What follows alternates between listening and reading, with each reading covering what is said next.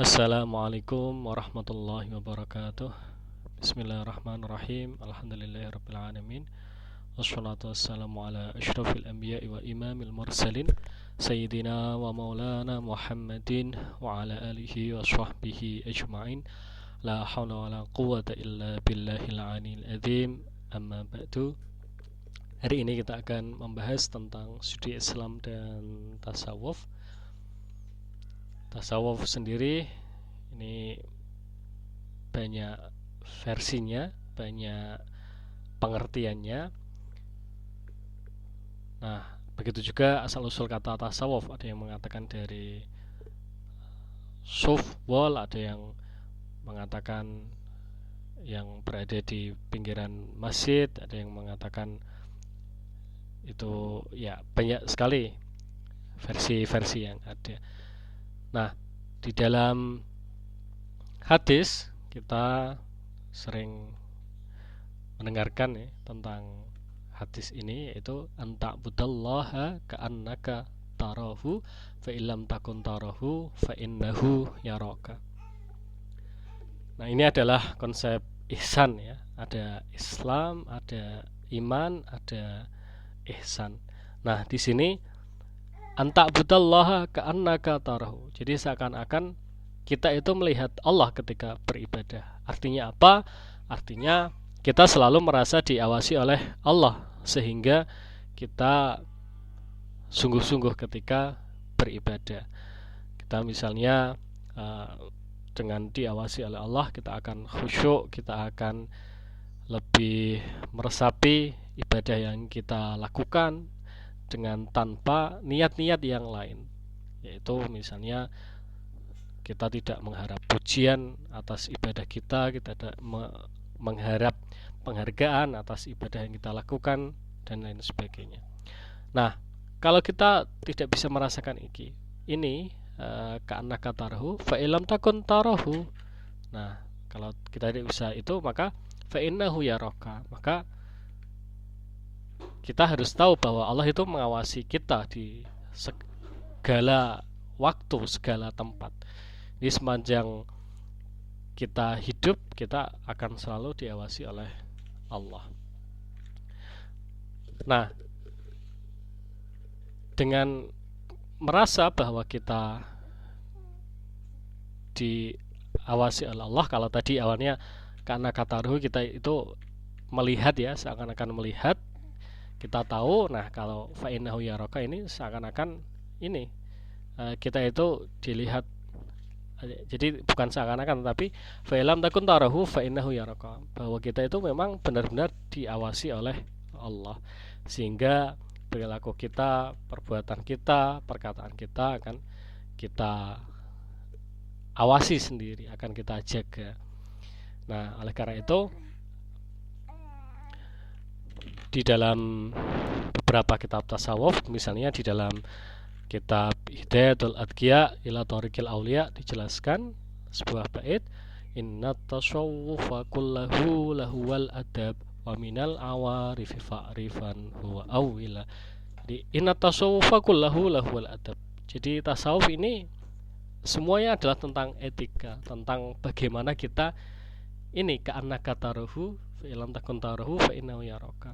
Kalau kita merasa kita itu ya menghadap seorang pejabat ya, seorang senior kita, guru kita, kita akan ini menjaga segala tingkah kita.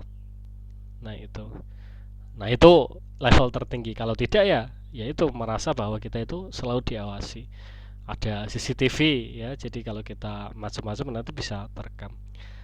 Nah, oleh karena itu semuanya harus berdasarkan adab, etika.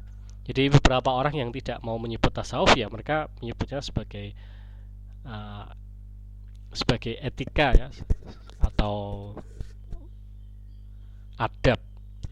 Kemudian apa sih tasawuf itu? Ya tasawuf ya untuk menyucikan jiwa, tazkiyatun nafs, tasfiyatul qalb atau tahdhibul qalb, untuk membersihkan hati dari apa ya, dari sifat-sifat yang tercela, dari akhlak-akhlak yang tercela, dan menghiasinya dengan hal-hal yang baik dengan akhlak yang mahmudah.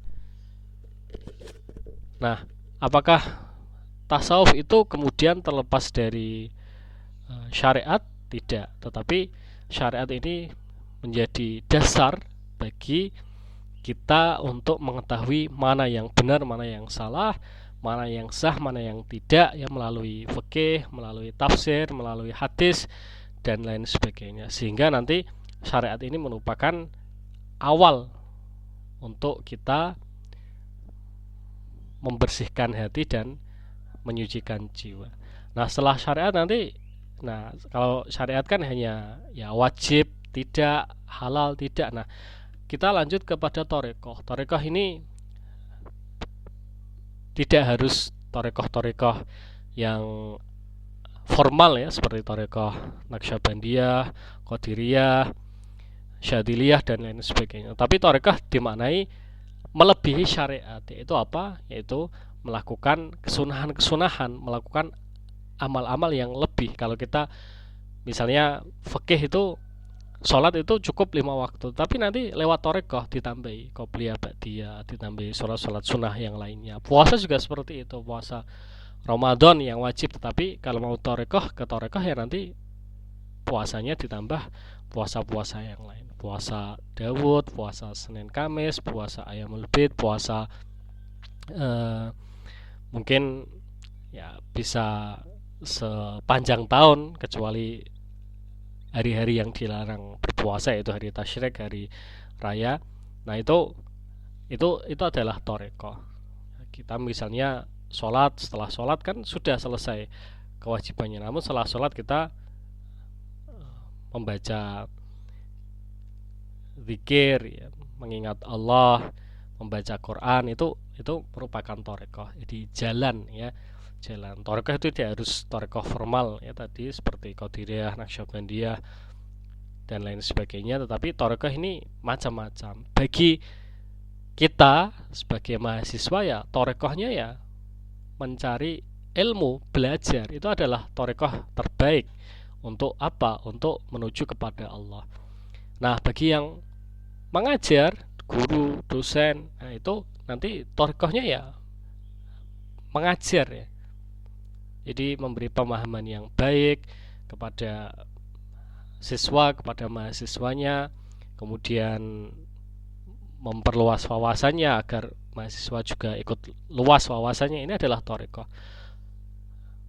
Seorang petani, nah thariqahnya adalah merawat lahannya, merawat tanamannya. Ini adalah thariqah. Jadi thariqah ini banyak sekali, termasuk terkait dengan profesi atau pekerjaan masing-masing. Kalau misalnya pensiunan ya thariqahnya ya di rumah bisa membaca zikir, membaca Quran sepanjang hari. Tapi kalau mahasiswa ya jangan seperti itu, jangan sama dengan orang yang pensiun, karena ada kewajiban untuk belajar, untuk kewajiban untuk membaca buku, diskusi, membuat makalah dan lain sebagainya. Ya, ini thariqah.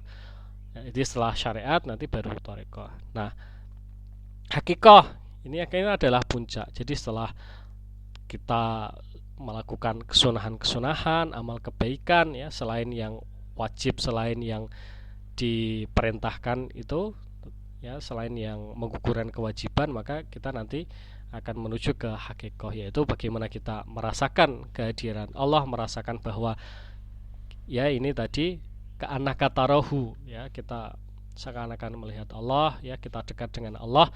Ini adalah puncak dari melakukan kebaikan, melakukan kesunahan-kesunahan tadi. Nah, dalam prosesnya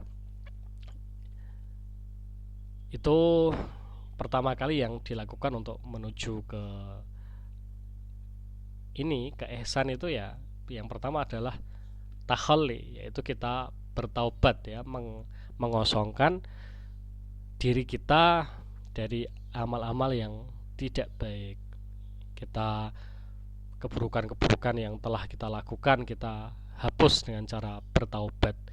Kita ya membiasakan untuk berbuat baik. Kemudian setelah itu tahalli ini setelah ya kita bersihkan diri kita, hati kita, jiwa kita hiasi ya, tahalli dengan apa? Dengan kebaikan-kebaikan dengan kesunahan-kesunahan. Ya hampir sama dengan tadi ya, dengan thariqah.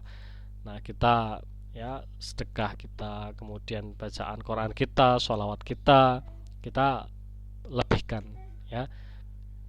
Nah, setelah itu kita terbiasa dengan berbuat baik, itu nanti akan tajalli, kita akan dekat dengan Allah, kita akan bisa ini merasakan bahwa Allah itu mengawasi kita. Jadi bukan berarti setelah tajalli itu, setelah kita dekat dengan Allah, berarti kita tidak melakukan kewajiban ya.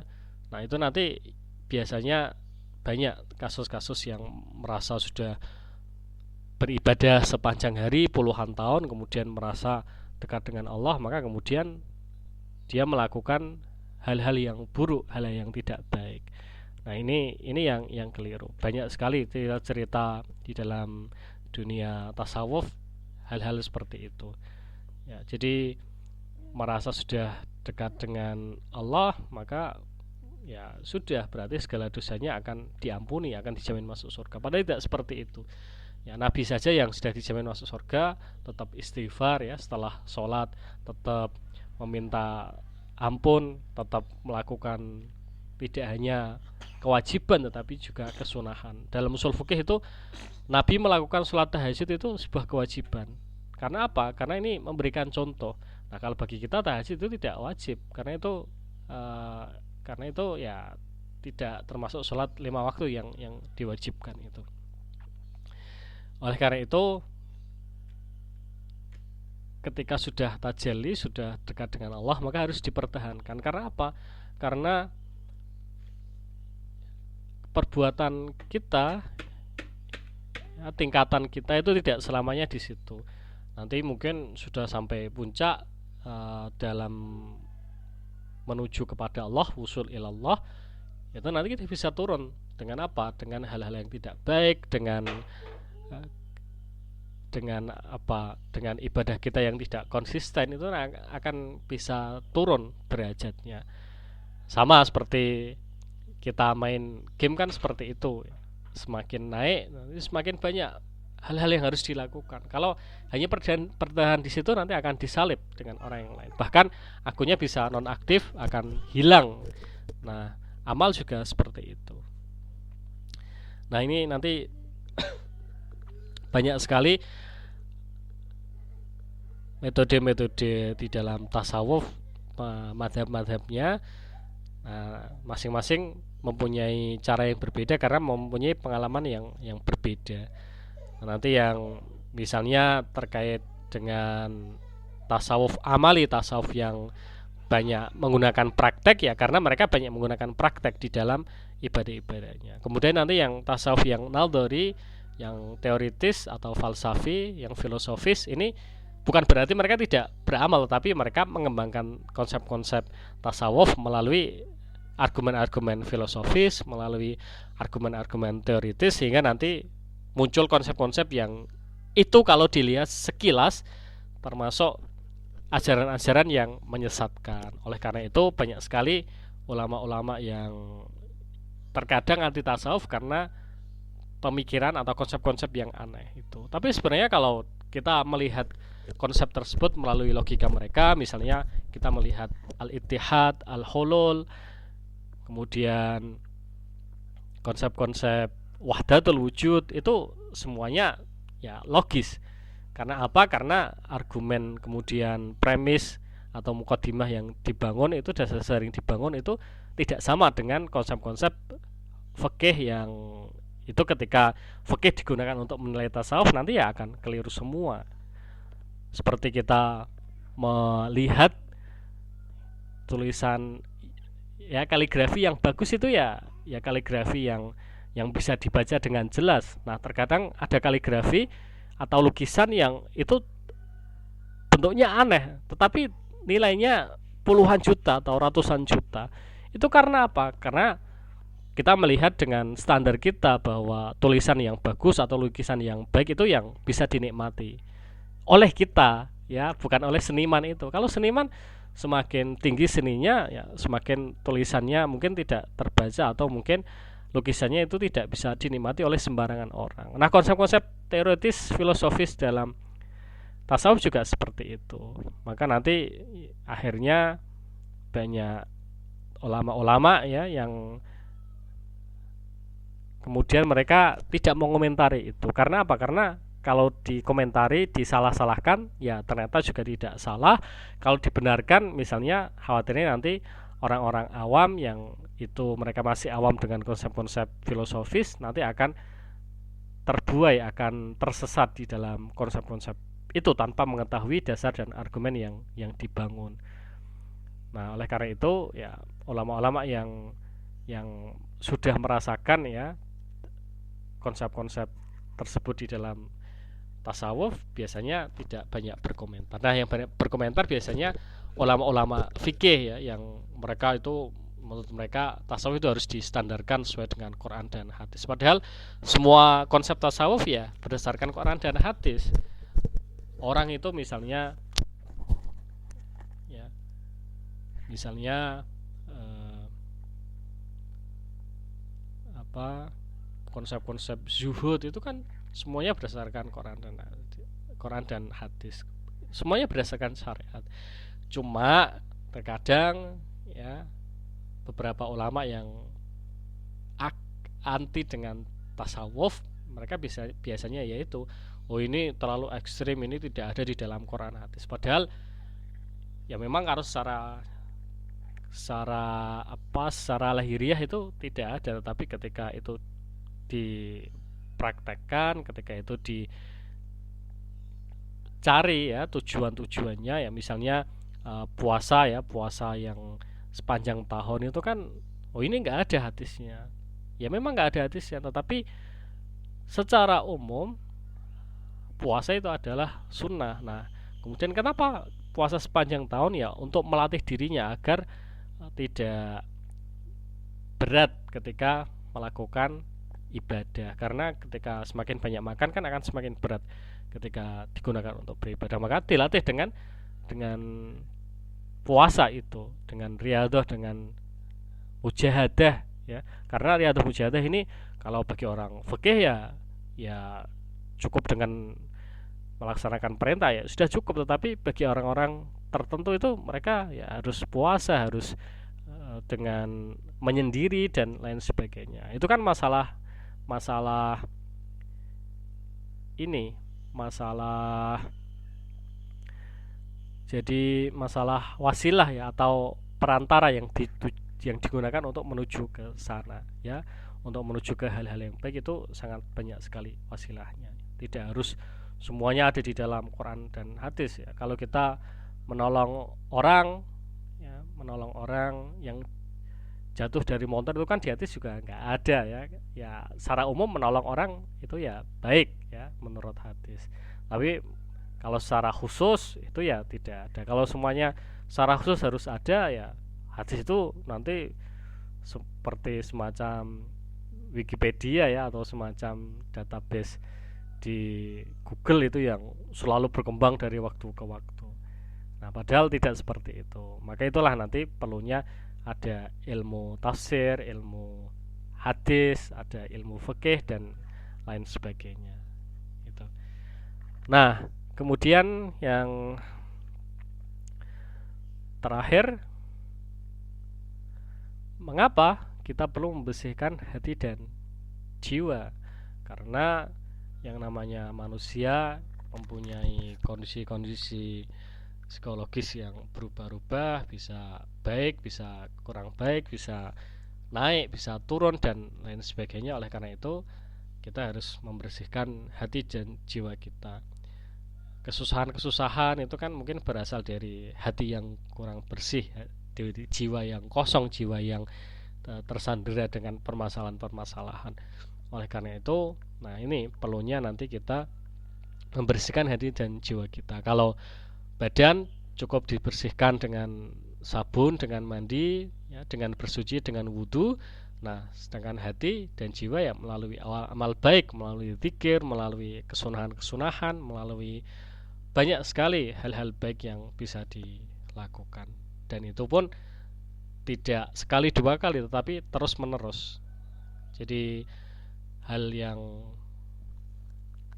sedikit tetapi dilaksanakan secara konsisten, istiqomah, terus menerus, itu lebih baik daripada yang sekali dilakukan tetapi sekali itu juga setelah itu tidak dilakukan lagi. Kemudian apakah boleh mendekatkan diri dengan Allah tapi tidak pernah melakukan kewajiban yang diperintahkan? Jadi dia menganggap dirinya sudah beribadah puluhan tahun, kemudian mengatakan bahwa ya tidak perlu lagi sholat karena amalnya sudah baik. Nah, ini yang tidak sesuai dengan syariat. Ya, jadi sudah puasa puluhan tahun, sudah zikir puluhan tahun, tetapi kemudian perbuatannya ternyata tidak baik, ya, ternyata masih menyakiti orang lain. Oleh karena itu dalam suatu hadis, ya, Nabi pernah ditanya, ada seorang tetangga yang dia sholat tahajudnya tiap malam, dia banyak puasa, tetapi sering menyakiti tetangganya. Apakah dia masuk surga? Oh, ternyata jawaban Nabi tidak. Karena apa? Karena dia amalnya banyak, tetapi dia kepada manusia, sesama manusia yang itu harus berbuat baik, ternyata tidak berbuat baik. Nah, beda lagi nanti ada tetangga yang ya dia cuma melakukan kewajiban sholat 5 waktu, ya, kemudian cuma puasa Ramadan, tetapi dia baik dengan tetangganya. Nah, bagaimana? Nah, ternyata itu yang akan masuk surga duluan orang yang seperti itu. Jadi masalah beribadah, menyucikan hati itu tidak hanya hubungan kita dengan Allah, tapi juga dengan manusia. Sedekat pun kepada Allah, tetapi ketika dengan manusia tidak mau menolong, tidak mau peduli, nah itu sama saja. Maka ketika kita dekat dengan Allah, itu malah harusnya kita juga dekat dengan manusia. Dalam suatu hadis, ya, malam yashkuril nas lam yashkirillah, itu ya sangat relevan, ya, bahwa orang yang tidak mau berterima kasih kepada manusia, maka dia juga tidak terima kasih kepada Allah. Karena hakikatnya ya manusia ini kan diciptakan ya untuk saling membantu, saling memperbaiki, ya, saling mengingatkan. Maka kemudian di dalam ayat Quran, ya, terutama di surat Al-Asr itu kan dijelaskan illalladzina amanu wa amilus sholihati wa tawashaw bil haqqi wa tawashaw bis sabr. Jadi saling mengingatkan, saling memberikan masukan yang baik, saling menolong dan lain sebagainya. Nah, kalau dengan Allah itu tidak perlu dibantu, Allah itu tidak perlu dikasih sedekah, ya, tapi cukup kita melaksanakan kewajiban, kita berbaik dengan yang lain, maka itu lebih dinilai Allah lebih baik daripada yang hanya dengan Allah saja tanpa berbuat baik kepada manusia. Nah, di dalam masyarakat yang modern, ya, di perkotaan misalnya, ini nanti akan berkembang, ya, tidak harus berupa seperti di desa-desa dengan ya wirid-wirid tertentu, tapi di kota nanti lebih banyak mengalami perubahan-perubahan. Ya, mungkin tetap dengan tiket dan wirid, tetapi itu tidak sebanyak yang ada di desa, ya.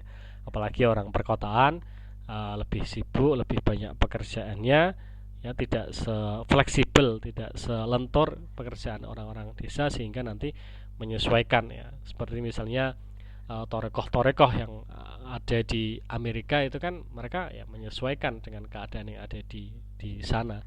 Ya, tetap mereka membaca tentang syair-syair pujian kepada Nabi, membaca maulid, membaca sholawat dan lain sebagainya. Tetapi ya itu tidak setiap minggu, ya, seperti orang-orang desa. Tapi itu mungkin 1 bulan sekali atau mungkin 1 tahun sekali, ya, dengan perayaan yang bersama-sama, yang kolektif, yang lebih besar, ya. Dan juga nanti tempatnya juga tidak di masjid, di musola seperti di desa-desa, tapi mungkin di tempat-tempat tertentu, karena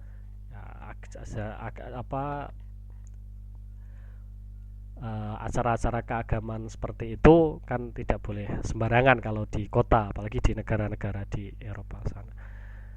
Nah, karena itu, tasawuf ini tentu mengalami banyak perkembangan ya, tidak harus kaku, tidak harus melalui torekoh, tetapi semuanya harus melalui syariat, kemudian melalui torekoh. Torekoh bukan dalam arti torekoh yang formal ya, seperti Qadiriyah Naqsyabandiyah, tetapi torekoh melakukan amal baik, kemudian nanti sampai kepada hakikoh, yaitu kepada kita mendekatkan diri seakan-akan bahwa kita itu melihat Allah di dalam kehidupan kita. Mungkin itu untuk studi Islam dan tasawuf pada kesempatan ini. Walafuminkum. Assalamualaikum warahmatullahi wabarakatuh.